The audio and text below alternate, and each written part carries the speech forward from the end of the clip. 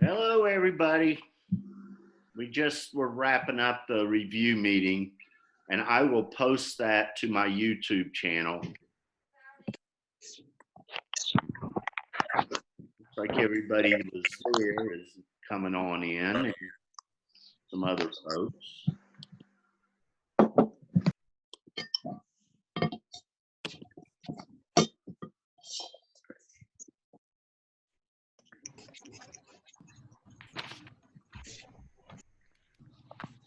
Okie dokie, let me go ahead and check attendance while I'm at it. Austin, he's not here yet, I don't think. Austin, are you there?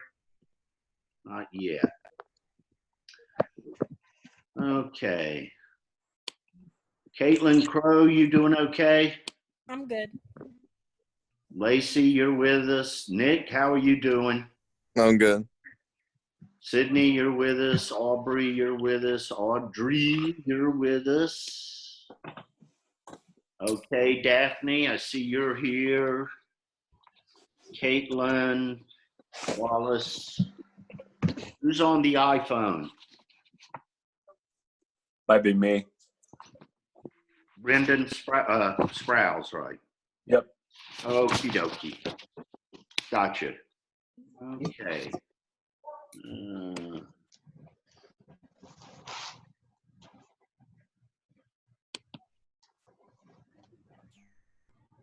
Let's see. Anita, are you Olivia's in there? here. Okay. No, I can't hear him. Olivia can't hear you. You So can't hear hear me? Oh, Olivia can't hear me. But everybody else can. My microphone's on. I'm not sure what the issue is.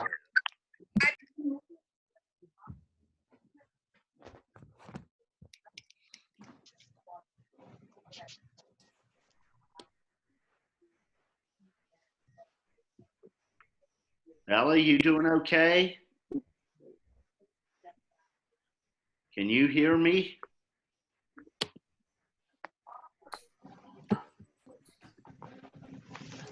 Everybody's muting themselves.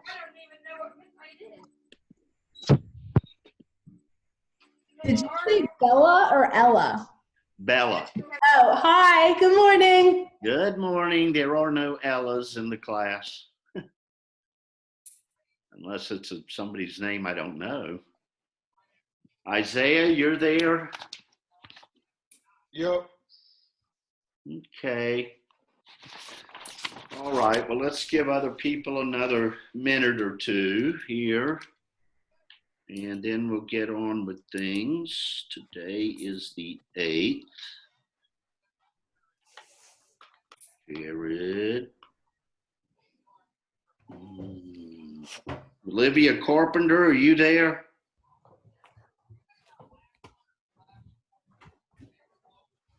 Caitlin Crow, you're there, right? Isaac, you there? Okay. Morgan Dobbs, didn't I see your name? Yep. Yeah, I'm here. Okay. Sophia, you joined us, right, from the other group? Yep. Morgan Graham, are you there?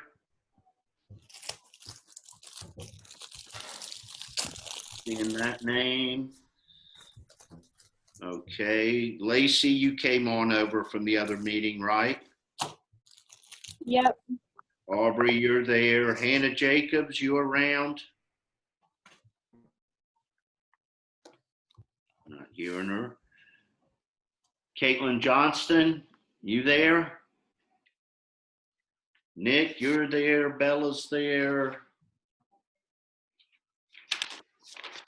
And let's see. Daphne, you're there. Audrey, Caitlin Wallace, you're here. Sydney, you came on over too, right? And oops, I'm missing one page of stuff here. Boop, boop. Sorry to take this time, but I need to get the roll. Anita, you're here. Leslie, I saw you. Tia, you're here. Serena, you came on over, right? Serena Yeah, I'm here. Yeah, okay. Brendan, you're here. Olivia Stoll, can you hear me now? She can't hear you, so she's FaceTiming me to hear you. Okay, I don't know what the issue is with that. I know Dominic's got issues. Scotty, are you there?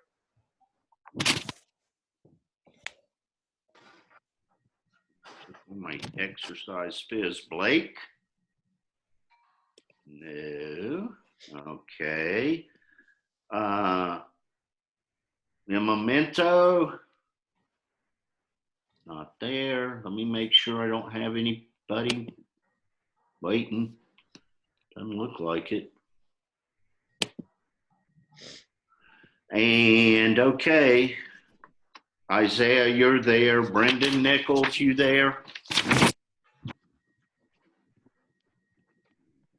Okay, wrap this up real quick now.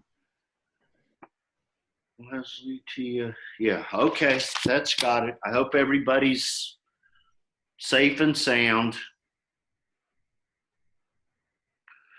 All righty, so what I'm gonna do is just take some time with you about chapter 8.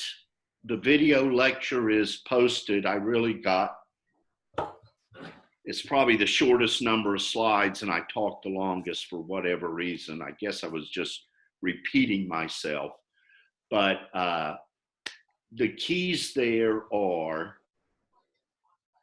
the terms, deaf, meaning a profound hearing loss. But from an educator's perspective, deaf means they're not going to learn using their hearing. They're going to need video stuff. You know what? Let me see if I can turn on. I was looking for a way to turn on the closed captioning, but I'm not seeing it. So at any rate, then hard of hearing is mild to moderate hearing loss, but from an education perspective, I'm not going to worry, do you know decibel levels, but you do need to know hard of hearing can learn through hearing, particularly with amplification, using a hearing aid. Hearing aids don't always help people who are deaf, even though they may still be able to hear some. So the terms are important with this group of people. Deaf with a capital D. I'm gonna be like, does that look like D? Yeah, I guess that looks like D. Anyway, deaf with a capital D is referring to people who say they are in the deaf community or deaf culture. So what is all that about? If you've watched the Deaf President Now, in particular, that really illustrates, as I said, a landmark moment in deaf culture, deaf community. When people, years ago, for the whole history of the country almost, were deaf and using American Sign Language to communicate, well, who did they communicate with? Other people that were deaf. So there were churches for the deaf, baseball teams for the deaf, all kinds of organizations for deaf people. So they developed this community and culture. And every state, as far as I know, still has a school for the deaf. At one time, they were residential schools where deaf people went to be educated using sign language as the language of instruction. Now they do more outreach than residence, because once IDEA passed, deaf education in the public schools became more prominent. but there are still people that, deaf culture and deaf community is very important to them, that they associate with that culture of using ASL. You don't have to be deaf either to be part of the deaf community. You could be a hearing child of deaf parents or a hearing parent of a deaf child and use The main thing is using ASL, as I guess is it's not an exclusionary community, you know what I mean? It's not like you get a membership card. Okay, so deaf with a capital D refers to deaf community, deaf culture. D with a little d refers to the level of your hearing loss. And then there's hard of hearing. And hard of hearing people may be in the deaf community, they may not. And the term hearing impairment refers to your whatever medically causes your hearing loss. This sounds a little complicated, but deaf people with a capital D tend not to like that term hearing impaired. They don't think of themselves as disabled. They can't hear, but I'm not an impaired person. So that's pretty important. Some of the other important points are the types of hearing losses. Conductive hearing losses primarily reside in your outer ear, that's then your ear canal, then your tympanic membrane, which is your eardrum, and as sound waves get captured here, go through the ear canal, vibrate the eardrum. It vibrates three bones, the malleus, the incus, and the stapes. You may have heard them referred to at some time as the hammer, the anvil, and the stirrup, because they're kind of shaped that way. The eardrum vibrates those, and they vibrate, and then that gets to the cochlea or cochlea, and then on up to the auditory nerve to the brain. So conduction has to do with that, our outer ear and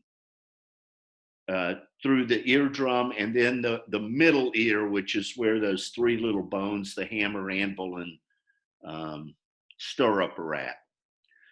And they're called conductive because they conduct the sound waves into your cochlea, where they're then changed into neural messages that go through the nerve to your brain. And of course, hearing really occurs in your brain.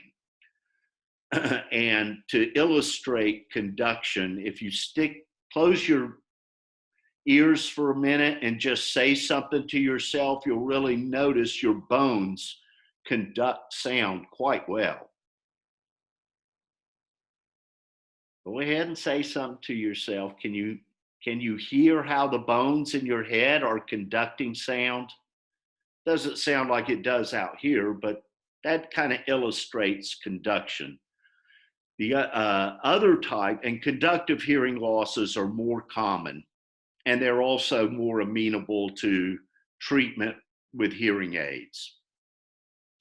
Sensory neural losses have to do with your cochlea, the auditory nerve, or damage in the part of your brain that controls hearing.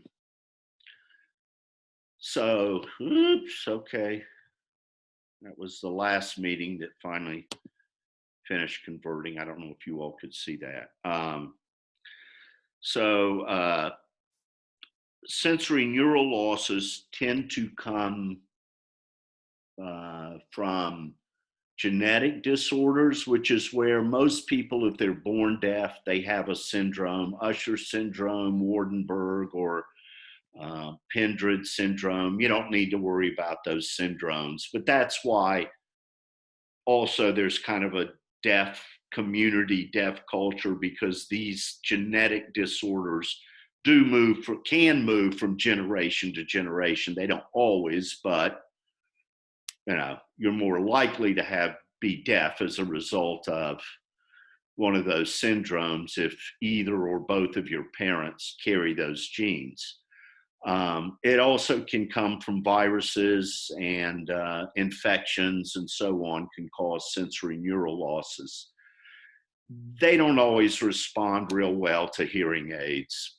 And I have a sensory neural loss. You know, I've talked about the losses in my right ear, and they're sensory neural, and hearing aids are not much use to me in my right ear. So the types of hearing losses and the terminology is really more important than just about anything else that's in the chapter. Couple of other things. When achievement of deaf students may be below average, but it doesn't have anything to do with intelligence, they're learning through a second language. And sometimes they don't even have the benefit of hearing it. So learning to read is just learning symbols and, you know, what those symbols mean in terms of words and sentences and all of that, because they may not even hear the words ever spoken or read, right? So that's pretty challenging when you stop and think about it. Right, Anita? She's probably muted too. She talked a little bit about when she first came to the university and, you know. Yeah, I heard. Oh, okay. Yeah, I know we talked one time about going into an environment where you don't speak the language so well. It's pretty challenging to learn, correct? Yeah, I agree.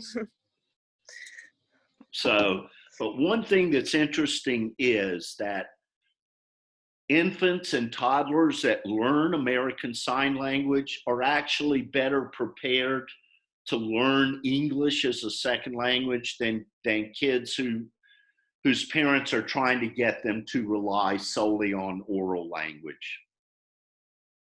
And deaf people can speak. If you've watched the videos, there's the one girl who's got real severe hearing loss, and clearly she can speak. You can tell she doesn't hear her own words very well. That's why you pick up on her articulation issues. Her words are a little slurred and some of the sounds are not real crisp because she's not hearing her own voice so well. But people that are deaf do use oral language. What is often a misunderstood aspect is what people call lip reading. It's generally referred to now as speech reading. People really cannot read lips that well. I think the best speech readers get about 25% of words by actually observing people's mouths.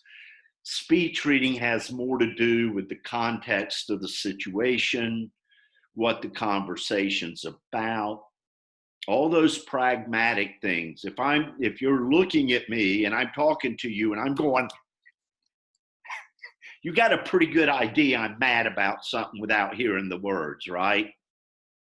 So that's a lot of speech reading, is just picking up on the whole situation and reading all the signs that are there and making sense of, you know, trying to make sense of what the conversation is about. So hearing aids work pretty well for conductive hearing losses. They can help with sensory neural, but sensory neural losses may not respond real well to amplification. And then there are the cochlear implants. If you watch the video of the woman talking to the kids, she has a cochlear implant. That does not lead to perfect hearing, but it does improve perception of sound. Interestingly, some people in deaf culture are not in favor of cochlear implants, because, like I say, they don't consider it an impairment that they can't hear. One other thing from an education standpoint that's important is that the Oops, zoop, senior moment went right out of my head. What was I talking about? Cochlear implants. Yeah, people in the deaf culture may not favor it because they don't see they don't see themselves as impaired, and so why do I want a cochlear implant? Others do want it. It's just personal preference. And boom, came back to me. As educators, one important thing to understand is, do you know how to give a reaction? If you look at the bottom of your screen, you see a little kind of smiley face that says reactions. Do you see that? Got it. Okay. Would you hold your thumb up if you would rather lose your hearing versus your vision? That's thumbs up. I'd rather lose my hearing than my vision. Thumbs down if you'd rather lose your vision than your hearing.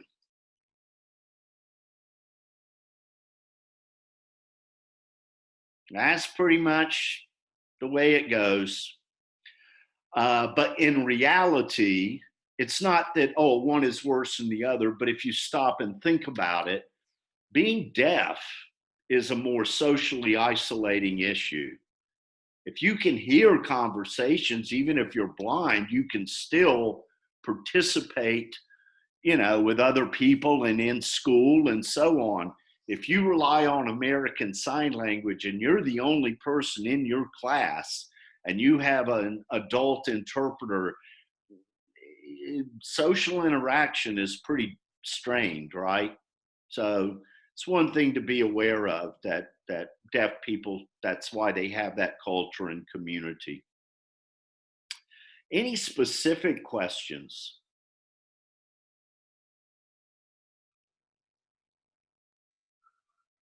Okie dokie.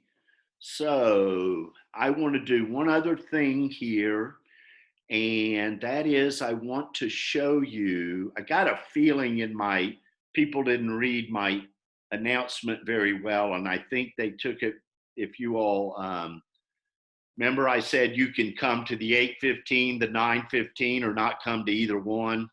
I think a lot of people must have interpreted that to mean I don't have to come to any meetings today, because there's a lot of people who didn't show up. But anyway, I'm going to screen share a little bit with you. And oops, here we go. All right. Not finding what I want.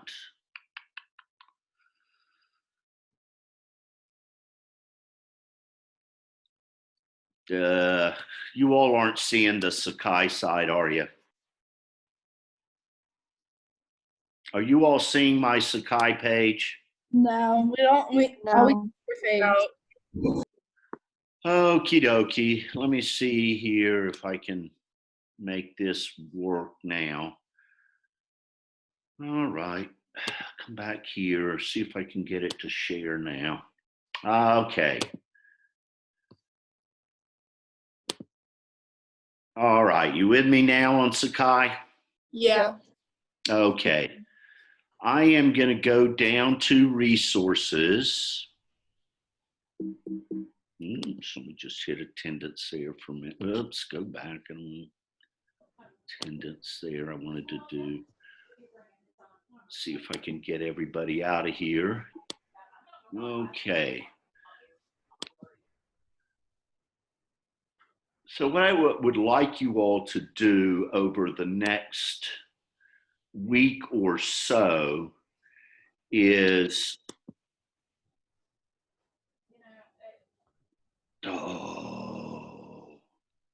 sorry, I thought I had the link up here, but I don't. Okay, I'm going to switch screens and I'm going to post it up. What I'm going to do is I'll send you a message. I know this sounds confusing. What is he talking about? I'm going to send everybody a link to the West Virginia College and Career Readiness Standards, and I'd like you to take a look at those, but I'm going to show you what they look like right now, okay? I thought I had the link up on Sakai, but I don't. So, oops, okay. All righty. So I'm going to come back and I'm going to go to a new window. And okay.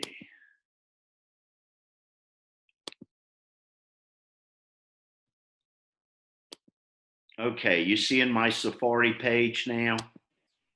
Yeah. Okay, so I'm going to put in the West Virginia Department of Education.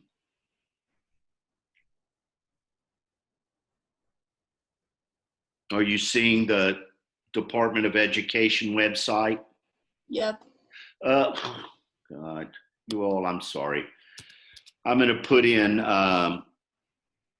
Tree, West Virginia. That's the link I'll send you. It's more efficient than the way I'm going about it. You all seeing the link and all that? All right, are you seeing the screen I'm looking at that has a big blue and a big red block? Yeah. Yeah. Okay, so I'm going to go to early learning first and then middle and secondary. So under early learning, the standards are broken down by grade level. Okay, so if I go to third grade, you can see I've got their abbreviated CCRS, College and Career Readiness Standards for English Language Arts, Math, Social Studies, and so on and so forth. Wellness education would be like for exercise phys. There are health and PE stuff related to children and adolescents. And of course, elementary people teach all these different areas. There's also arts, and somewhere there's music as well. And I'll try to find those and send those as well. But at any rate, if I pick on college and career readiness, English language arts, you will see that they're broken down. So I'm just going to come to reading. You click on standards, and there's all the third grade standards about reading. Craft and structure, there's all the standards. Integration of knowledge and ideas, and so on. Each one of these takes you to a different set of standards related to reading. We've got the same thing with writing, speaking, and listening. Okay? This is what drives instruction to a large extent in the public schools. Okay? On lesson plans where it says, that lesson plan template where it says West Virginia CCRS, this is what it's talking about. What standard are you trying to teach? So I'm going to come back for a minute. And I'm going to go to middle and secondary.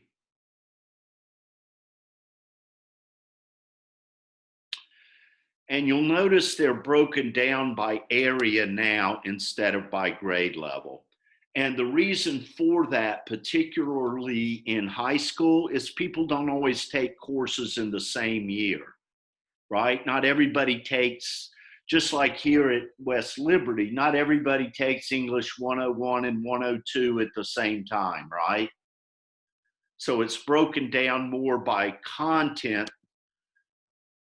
than by like all grade levels. Now, English language arts is broken by grade levels, but once I get to high school standards at middle school, you can see there's still grade levels, but they're not quite as defined as they are in the, well, they are the same as for the younger students, I'm sorry, but they're not always taught exactly in the same grades. I guess maybe English language arts. You all are listening. What is he babbling about?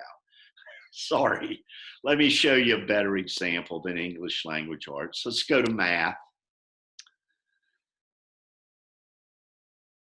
Once we go to high school math standards, you see how now they're broken up more by course than they are by grade level.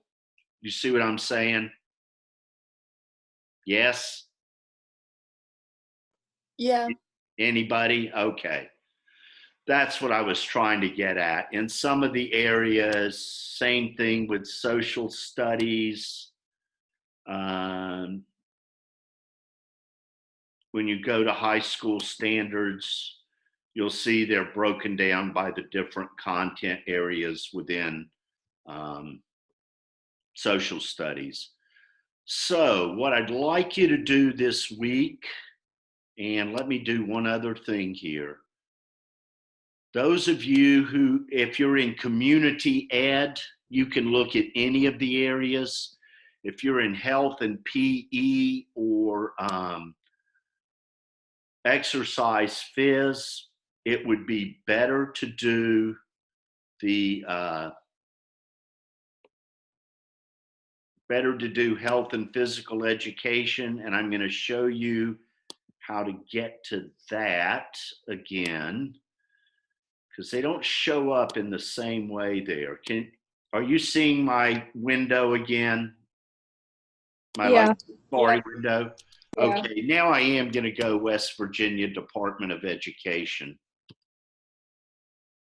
Okay, and by the way, you'd find these same things in Pennsylvania or Ohio.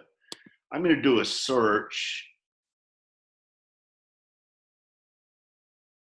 and I'm going to look for health and physical education standards.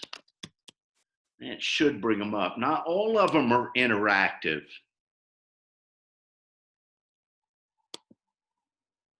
Sometimes they're just in a document. Okay, well, here we go. Looks like these are. So this might be of interest to Brendan, you and Anita, and anybody else who's in here from Exercise Phys. You can see what children and adolescents are expected to be able to do at different levels. Okay. Oh, those are resources. They're not even standards. Okay. Let me see here. Yeah, here we go. This is what I was talking about in a document. They're not interactive. You just have to kind of go through them. So here's wellness education, grade 2, physical education. So in phys ed, you've got, and wellness, you've got a document. That's why it's best to go to West Virginia Department of Ed. And when I send the links out this week, I'll make that a little bit clear in the links too. Also, music, I think works the same way.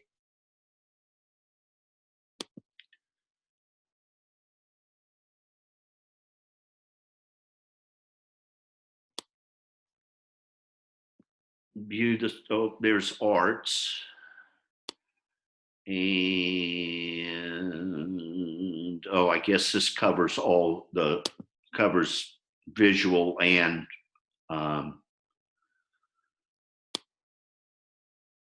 music. Oh yeah, it covers music, visual arts, dance, and theater. So again, it's not interactive. You just got to kind of scroll through depending on what you're teaching in the arts. And like here's general music, K2. And to read this is like music, kindergarten to grades 2, first standard, second standard, third standard, fourth standard. All righty. Does that make sense at all? Yeah. Okay. Sorry for that real quick review, but again, I'll send out the links and make it a little bit clearer how you get to all those things. Hey, everybody, wake up. I know it's not that exciting having to just sit here and look at my head with all that white hair rambling on and on, but that's about the best I can do right now. Any questions?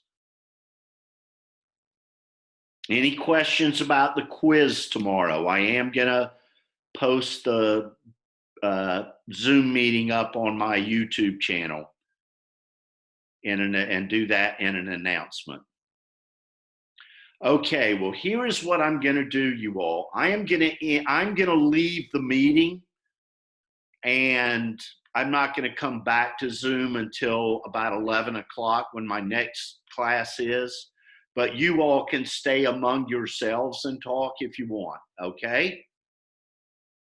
Bye. Have a good night. You too. Well, it's Bye. daytime. Bye. I hope everybody's well. Okay.